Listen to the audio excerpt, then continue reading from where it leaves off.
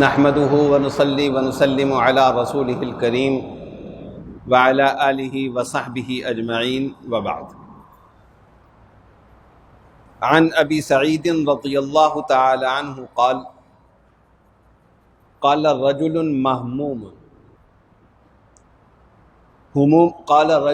هموم لزمتني وديون يا رسول الله. قال افلا اعلمك كلاما اذا قلته اذهب الله همك وقضى عنك دينك. قال قلت بلى. قال قل اذا اصبحت واذا امسيت اللهم اني اعوذ بك من الهم والحزن واعوذ بك من العجز والكسل واعوذ بك من البخل والجبن وأعوذ بك من غلبة الدين وقهر الرجال. قال ففعلت ذلك فأذهب الله همي وقضى عني ديني أو كما قال النبي صلی اللہ علیہ وسلم.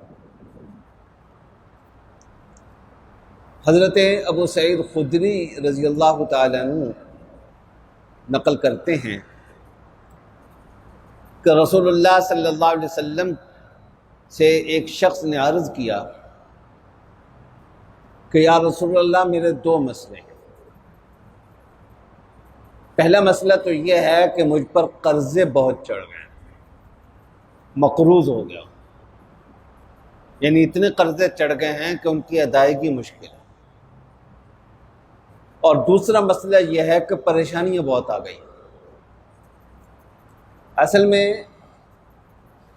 خوشیاں جو ہیں وہ خوشیوں کو جنم دیتی ہیں، ان کے بال بچے ہوتے ہیں، اسی طرح پریشانیاں بھی بال بچے دار ہوتی ہیں.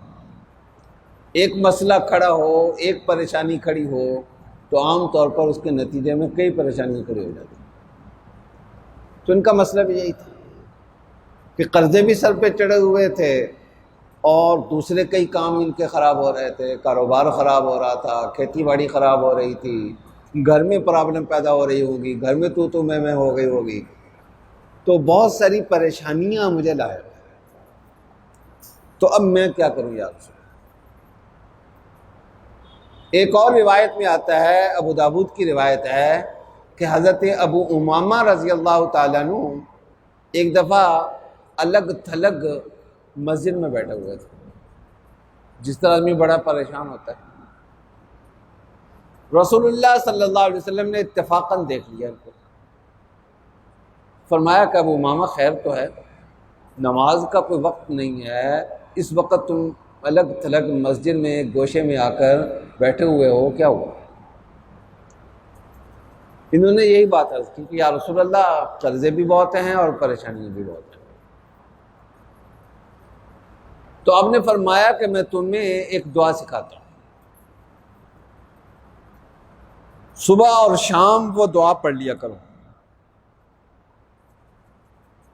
صبح بھی پڑھ لیا کرو، شام بھی پڑھ لیا کرو. اور اگر ہر نماز کے بعد آدمی پڑھ لے تو صبح شام بھی ہو جائے گی، اس سے زیادہ بھی ہو جائے گا. اس لیے کہ جس چیز کا آدمی وقت متعین کر لیتا ہے وہ کام ہو جایا کرتا ہے، اور جس کا وقت متعین نہیں کرتا وہ کام ہوتا نہیں ہے. تو آپ نے فرمایا کہ صبح اور شام یہ دعا پڑھ لیا کرو کہ اللہم انی اعوذ بک من الہم والحزن. اے اللہ میں آپ کی پناہ طلب کرتا ہوں، آپ کی حفاظت طلب کرتا ہوں ہم اور حزن سے. ہم کے معنی اس وقت جو مسائل درپیش ہیں، اور حزن کے معنی مستقبل کے جو خدشات ذہن پہ سوار ہیں. دونوں ہی انسان کو پریشان کرتے ہیں. اس وقت جن مسائل سے انسان لڑ رہا ہے وہ انسان کے لیے الگ پریشانی کا باعث ہوتے ہیں، اور ان کے نتیجے میں آدمی سوچتا ہے کہ آگے کیا ہوگا، وہ ایک مستقل پریشانی آدمی کو ہوتی ہے. تو آپ نے دعا سکھائی اللہم انی اعوذ بک من الہم والحزن. ایک جوڑا، جوڑے کر کے آپ نے دو باتیں ارشاد فرمائیں. وَأَعُوذُ بِكَ مِنَ الْعَجْزِ وَالْكَسْلِ. اے اللہ میں آپ کی پناہ طلب کرتا ہوں، یعنی مجھے بچا لیجئے بے ہمتی سے اور سستی سے، کیونکہ جب انسان پہ پریشانی آتی ہے تو اپنی عملی زندگی میں وہ بے ہمت بھی ہو جاتا ہے، سست بھی ہو جاتا ہے۔ اس کو قرآن کی زبان میں وہن کہتے ہیں، وہن۔ جب غزوہ احد میں شکست ہوئی مسلمانوں کو تو اللہ نے شکست کے بعد فرمایا کہ فلا تحزنوا فلا تہینوا ولا تحزنوا، تم نے وہن کا بھی شکار نہیں ہونا، پریشانی کا شکار بھی نہیں ہونا، کمزوری کا شکار نہیں ہونا۔ تو یہاں اللہ سے مانگنے کا کہہ رہے ہیں کہ اللہ سے مانگو کہ اللہ مجھے ہمت دے، مجھے طاقت دے اور میرا حوصلہ بلند رکھے۔ حوصلے میں آدمی ہو تو راستے بند بھی ہو تو کھل جاتے ہیں، اور آدمی حوصلہ ہار بیٹھے تو راستے کھلے بھی ہوں تو راستے سجائی نہیں دیتے، کھلا راستہ بھی بندے کو نظر نہیں آتا۔ تو پہلی چیز آپ نے فرمایا اللہم انی اعوذ بک من الہم والحزن، اور دوسرا واعوذ بک من العجز والکسل، کہ بے ہمت ہونے سے اور سست ہونے سے میں پناہ مانگتا ہوں۔ واعوذ بک من البخل والجبن،